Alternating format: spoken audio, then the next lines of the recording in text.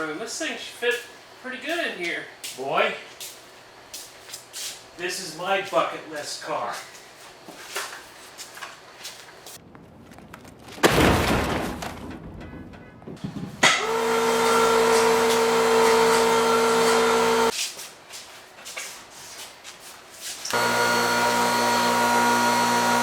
Alright guys, today we are going to embark on a new journey.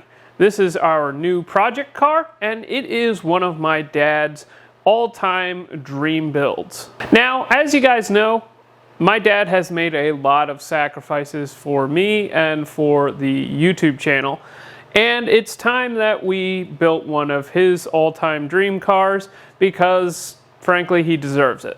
So to start off, what you're looking at here is a 2014 Mustang. So I'm going to turn it over to my dad and he will continue the intro.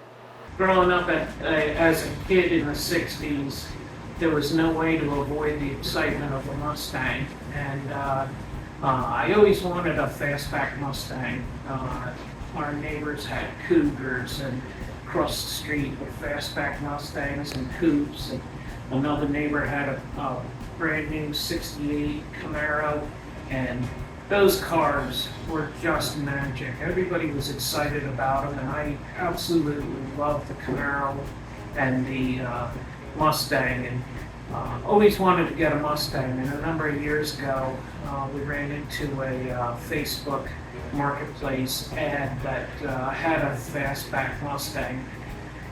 And I had a series of 69 fastbacks, but was never able to put them together. This car that we purchased had a load of aftermarket parts in it, front to back, and was not all rotted out, rusted up. The other cars that I had picked up along the way and thought I was going to fix up were just too much of a task to even start on, and other people were interested in buying those, so I let them go. This car, when I picked it up, we just shoved it up in the barn and covered it up and walked away from it. So it's been sitting there for 5 years, and we finally got to a point where we wanted to do a naturally aspirated project, and you've seen what we've done with 254 cubic inches, so we're going to have fun showing you guys what kind of fun we can have with 525 inches, double the inches. Not any boost on it yet. Someday it'll probably get a Procharger or some kind of supercharger. But for right now, the goal is to run it naturally aspirated first. Then we're going to do a nitrous system. We may keep with the nitrous system. The supercharger is something I've always wanted. Big block powered fastback Mustang with a supercharger. So this is a journey. We've been very patient collecting parts. We go to a lot of flea markets to buy things. As recently as just a few weeks ago, we were picking up parts that are going to be part of this build. And what a privilege we have in this country to be able to have this sport that we can enjoy, and the opportunity to buy the parts and store the parts and ultimately realize a dream. Taking a peek at the header that's been made so far. It still has to get welded up. Calvin will do all of that. He'll internally purge it. But one of the things that we try to do is make sure that each of the primary tubes into the collector in the sequence of the firing order. So you have 1, 3, 5, and 7 hitting the collector in a rotation on this side.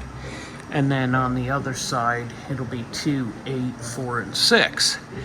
But another thing that we do is try to separate the number 7 cylinder from the number 5 cylinder. And the way we do that is with length. In order to get length on the number 7 cylinder, we actually took it out and over the frame. In a previous video, we had shared with everybody how we did the Nova headers, and it had the LS firing order, but the same concept applied in that we made each length different, and they all fall within the operating range of where the peak power and torque are going to be on the engine, and it sweeps through the different lengths, but allows the number 5 cylinder to discharge early and the number 7 discharge late to separate the two and try and unbundle that suit that wads up in the collector. Another feature on the headers that we do is make it extra room here for the spark plugs so that the maintenance can be completed.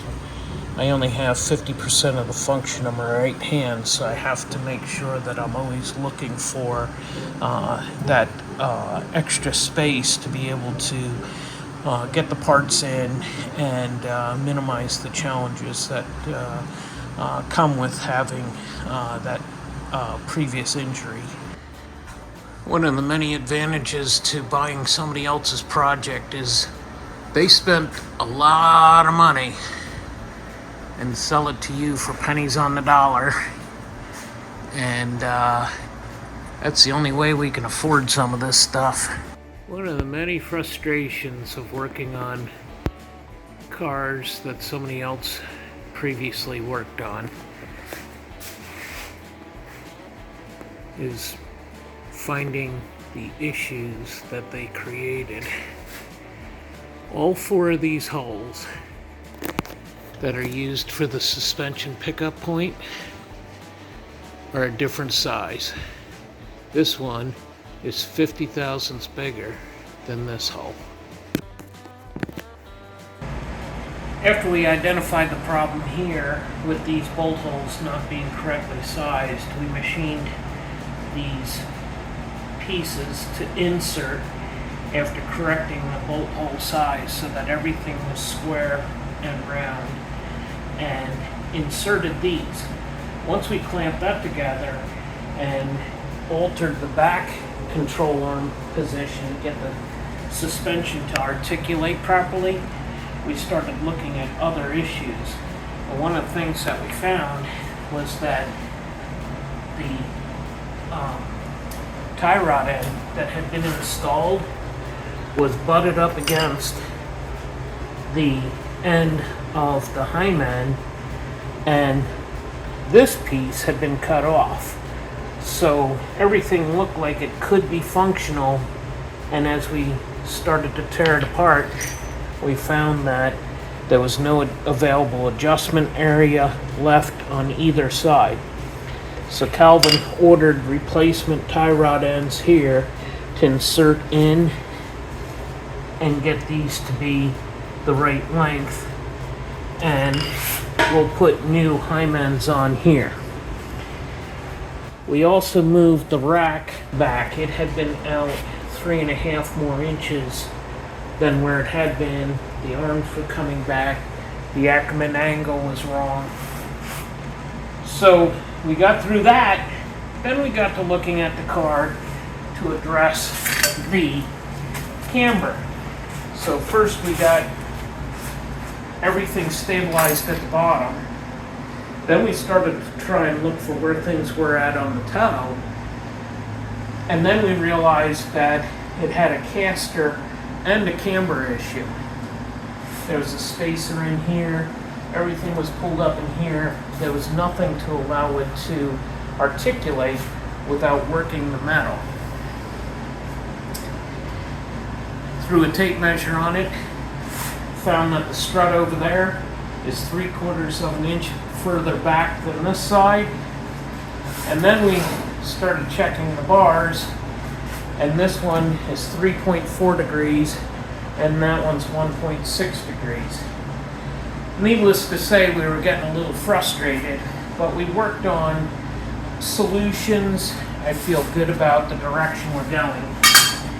We came up with the idea of using these BMW pieces that allow us to adjust the camber, and then we're going to set the caster in a fixed position, in the right position, And that'll allow this, even though these two bars are slightly different, we'll make the adjustments in these pieces to correct all of the errors.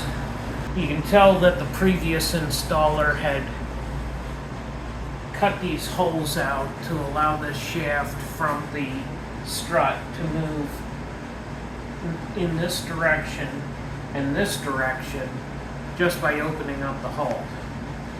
These pieces have a spherical rod end. This we've already machined a bushing for to match the shaft size so that this ball will rotate to match this shaft position and keep from working the metal. So one of the things that we'll do this afternoon is we'll cut all of this off and start cleaning all this metal up, find the proper height, find the proper fore and aft position, find the best inboard position, so that when we're done we can do all the adjustments that we need to here, and we can actually use the factory cam bolt here to rotate everything. So it's a lot of work, but we're accustomed to it. We've bought a lot of used race cars or incomplete race cars and focused on correcting the issues that we find. And we're not scared of it. We know that we're going to inherit a number of issues when we buy these things. I'll share what we did on the rear next.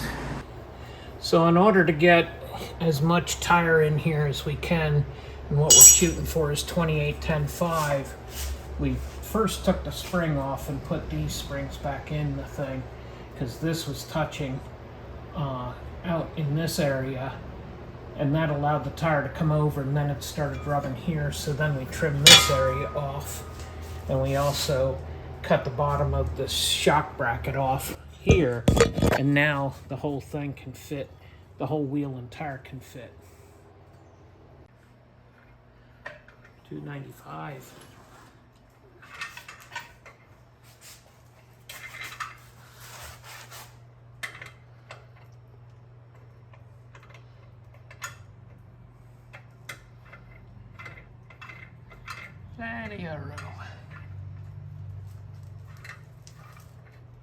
The previous installer bought a lot of really good high quality parts, but it was a little frustrating to find out that the way that they had installed them was up here. The sway bar was actually installed in the car crooked. The bracket, which was actually wider, overlapped the adjustment holes, so there was no way to adjust this. This was crooked. There were washers wedged in here to take up the gap. Both sides had issues. You can see that the bolts holes were in odd positions. So what we did is we cut the brackets so that they're at least the same, made these brackets here so that they could be installed, and this is square to the car. This car originally was equipped with an 8.8, and it was upgraded with a Ford 9-inch, 40 spline axles, aftermarket center section, 410 gears. It has a Pro Gear 35 spline input, so a lot of really good parts were put into this car, and we're going to put them to the test. And our last hurdle here is trying to get this shaft out of here. It's bound up, it's stuck between the frame and this welded mount.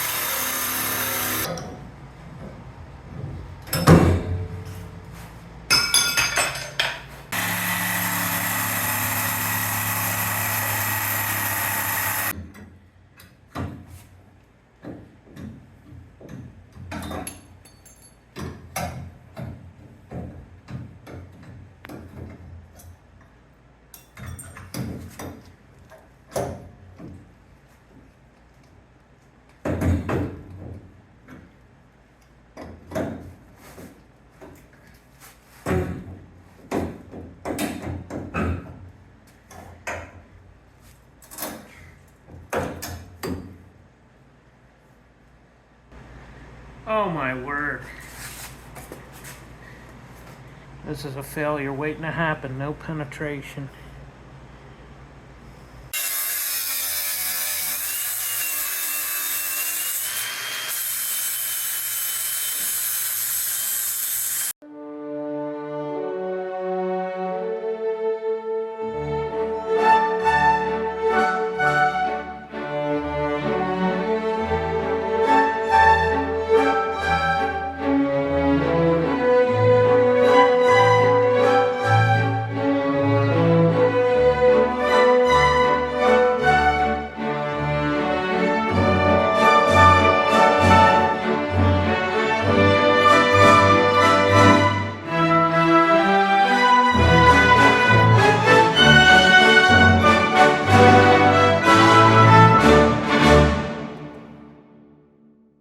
Alright guys, today we were working on the steering, and the first thing we did is made sure that we had deep enough engagement into the turnbuckle.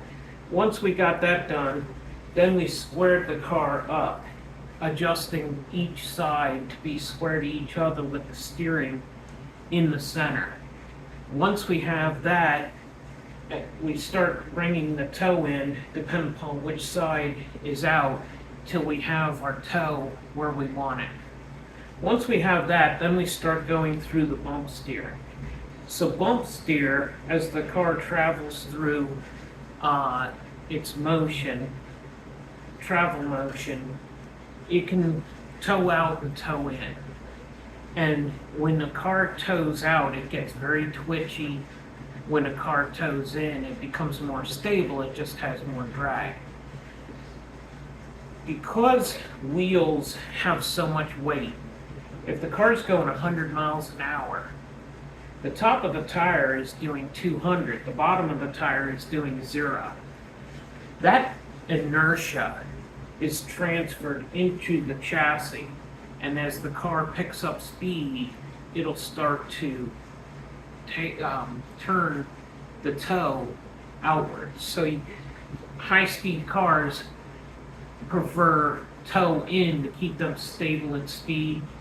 Lower speed cars, or cars that have to do a lot of turning, have toe out because it allows the car to turn in when you're going into turns.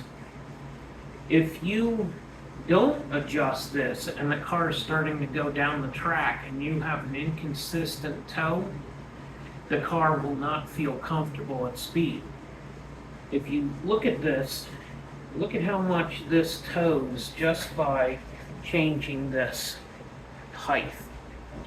When we started to do our toe adjustment with the toe tool, this car was actually toeing out, toeing in 1/2 an inch through the travel. We continuously adjusted it and saw as bad as 624 thousandths toe out. Went the opposite direction with the shims, and we were able to get it to 73, which multiplied by 2 is what I do there, just so that I can keep track of it. But 73 thousandths of toe in as it travels through the full sweep of the suspension. This allows us to minimize how much toe change there is by adjusting this, and we plot this out in relative terms to see what is most comfortable, where the ideal shim is, and what that setting's going to be. When we set up the other side, we have to be very mindful that the gauge is on the other side, and what this does is, as we sweep through the motion, we can see what the pattern is and develop these numbers to make the best decision. And this side, in the normal travel range, is only going to be 70 thousandths of toe change on this side. So it's a very minimal amount, and the car normally goes down the track at a slight pitch rotation unless it's got a lot of downforce from an aero package. A long time ago, I had helped a friend on his car, and he never adjusted his tow settings for when the car was at speed. And as I watched the car, his car had almost a 3-inch rise to it on the top end. Well, his tow out was so severe that on the top end, as he was doing 116, 117 miles an hour, you could actually see a wisp of smoke off the tires. And when I explained that to him, he found it a rather hard to believe, but the difference in mile an hour was almost 20 horsepower, was how much he was scrubbing off the speed with the car towed out.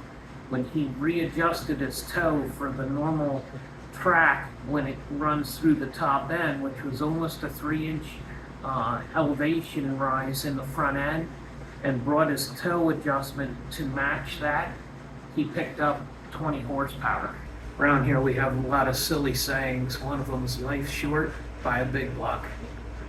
Guys, I've been collecting parts for this engine for 12 years, and I'm finally getting a chance to put the package into a car that I've always wanted, and just consider it a real privilege to be able to do this. The engine is a tall deck, big block, 4.5-inch stroke, 525 cubic inch, and the heads are Dart 360s that have been completely redone. The combustion chamber has been modified to be very similar to an LS style combustion chamber with 96 cc's. The headers we fabricated ourselves. Here 2.25 inch. They come into the collector. They're rotationally timed. The length on them is staggered to match when they hit the collector. Each side has a tube that goes up and over the frame rail. Part of the suspension is in this area. The oil filter can be removed here in the chassis. A lot of things have gone into trying to make these headers fit the chassis and make it easy to do maintenance on them. Another feature is we're able to get into each of the spark plugs. Again, this goes around the frame rail. The starter motor can be removed and it comes out through underneath the frame and behind the suspension. So it's easy to get to. The bolts are right here for the electrical connections, and then we can just run a socket and extension up through the bottom.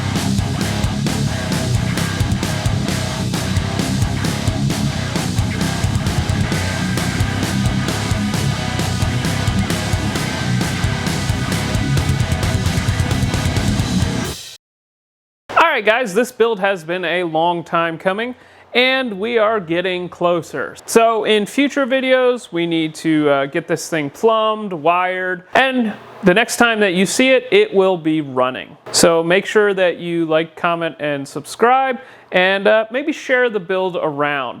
This is definitely something that's very special to my dad, and if you are someone that wants to see my dad succeed, given all the sacrifices that he has made for the channel, you know, let's blow this up. All right, guys, we'll see you in the next one.